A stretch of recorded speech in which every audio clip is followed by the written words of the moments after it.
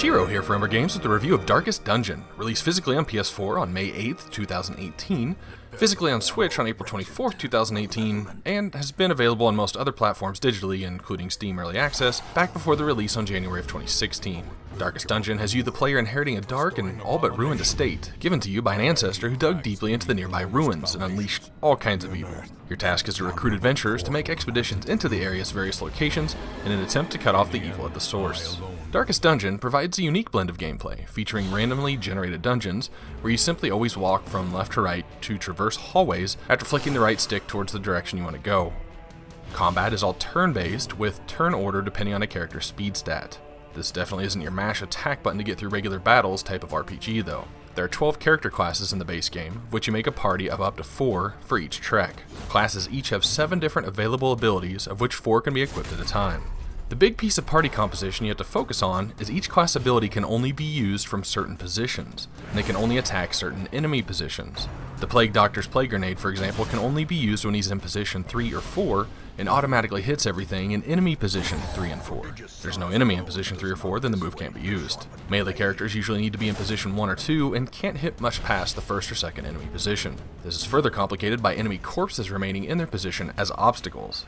Corpses have an HP bar that can be depleted, and some classes have corpse clearing moves as well, but that's still attacks you have to not spend sometimes on hitting more enemies. If you perform a critical hit on the death blow to an enemy, or they are killed with a damage over time like bleed or blight, their corpses will immediately dissolve. One thing I loved about this game is how nearly every class had something to offer to a party setup. The last 3 classes I maxed out to 6 were the Jester, Antiquarian, and Plague Doctor, because at first glance they just seemed kinda weak. Then, since skeletons don't bleed, putting both of them in a party and launching blight dots all over the place just tore things up. Another mechanic to party management is each character's stress level. You can see the white squares under their health bar. There are multiple ways stress can be added to characters, including contracting certain diseases, getting hit by certain enemy abilities, or sometimes just walking around the dungeon. If the character's stress meter fills once, they will either go virtuous, reducing their stress and adding added bonuses like the Arbalest auto-healing freely every turn, but more likely, your party members will get afflicted. These are things like abusive, where they yell at party members, adding more stress or even striking them, or changing positions in the party as they wish. If the bar fills on a character a second time, the character will literally die of a heart attack. Oh, yeah, so there's permadeath. Recruiting heroes is free, and a few will show up to the hamlet every week. A week passes by sending a party into the dungeon. You don't get to pick which classes show up, so it's good to check the coach every week and see what may be available. You do have a limited roster size that can be expanded through coach upgrades, which I'll touch here in a minute. Your collection of characters gain levels by completing dungeons up to a max of level 6. Dungeons come in 3 different sizes and levels, and a handful of objectives. The short dungeons are, as they say, usually under 10 rooms. Medium dungeons are a bit longer, but you're provided with a camping log, where you can set up camp once per log in a room, and characters can use their camping skills to heal, reduce stress, and buff up. The long dungeons provide 2 logs. While camping is a great way to restore the party, you do have very limited inventory space. You have 16 slots, and as you head into each dungeon, you can purchase supplies, where if you don't use them, you lose them. You can see the torch meter at the top. It will decrease every few steps you wander in a dungeon that click in 25 percentiles. The lower the light, the more stress your characters will take from dark attacks, and the more likely you are to be surprised by an enemy encounter, which can shuffle your party order. Food is also required, as a hunger dialogue box popped up seemingly randomly, and if you don't have the food to give, characters will take a hit to HP. You can also use food while camping to give lots of hit points back and reduce stress. There are also shovels that help you avoid stress and health penalties from removing cave-ins or growths blocking the path, keys to unlock locked chests and hidden compartments, and status removing items like bandages and anti-venom. Managing your space from all the supplies in addition to the loot you gather in the dungeons will have you making sacrifices. Treasures and curios can be found randomly in hallways and rooms in dungeons. Some are simple chests that can be opened, others you can use some supplies like a bandage and a spiderweb tree to block the web as someone reaches their hand in, or medicinal herbs on a rotten fish corpse to stop from getting a disease. There are various forms of precious stones, gold coins, and trinkets, 2 of which can be equipped on a party member at a time, providing various stat bonuses and detriments. One of the main things you'll always be looking for in dungeons are heirlooms, paintings, coats of arms, land deeds, and busts, which can be used in various quantities to upgrade the facilities in the hamlet.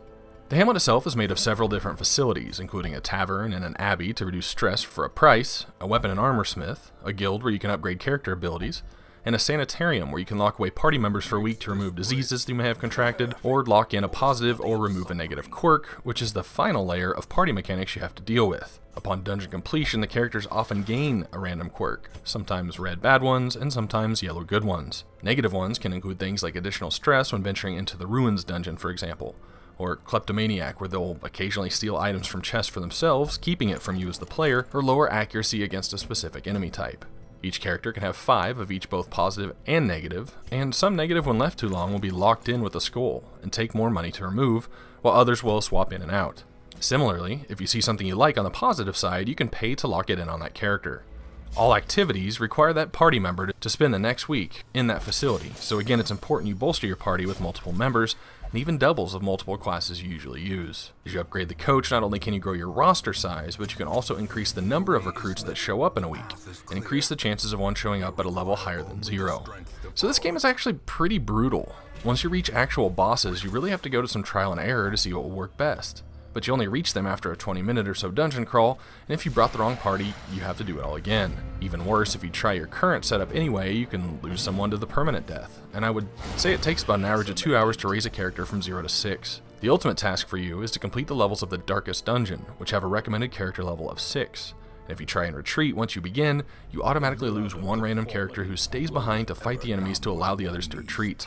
Enemies can hit pretty hard, and sometimes they just don't make excuses why they all shouldn't just focus on one party member at a time. When a character's HP falls to 0 on a hit, they go into a status called Death's Door, where subsequent hits have a chance of administering a death blow, but they can be healed through it and come out okay.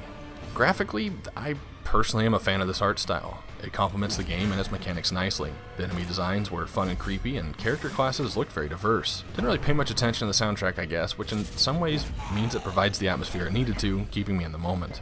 It is kind of obvious that this game was intended for a mouse and keyboard. There were some odd muscle memories that had to be developed for doing simple tasks. R2 pulls out the character roster while in town, and square while holding that on someone will open their character sheet.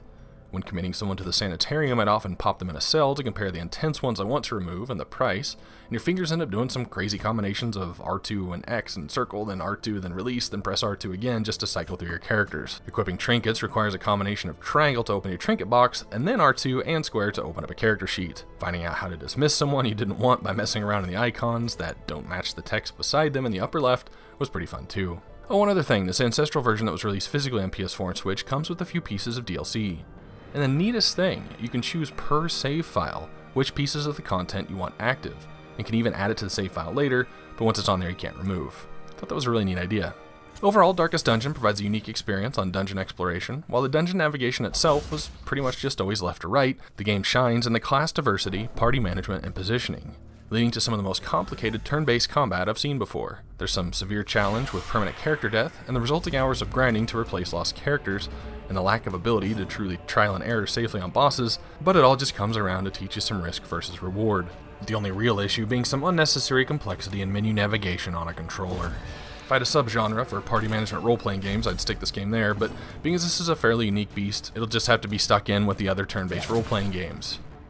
Rated as such, Darkest Dungeon hits a 75 out of 100 on my true 0 to 100 scale, where 50 means it's an average game. This is Jiro for Umbra Games. Thanks for watching.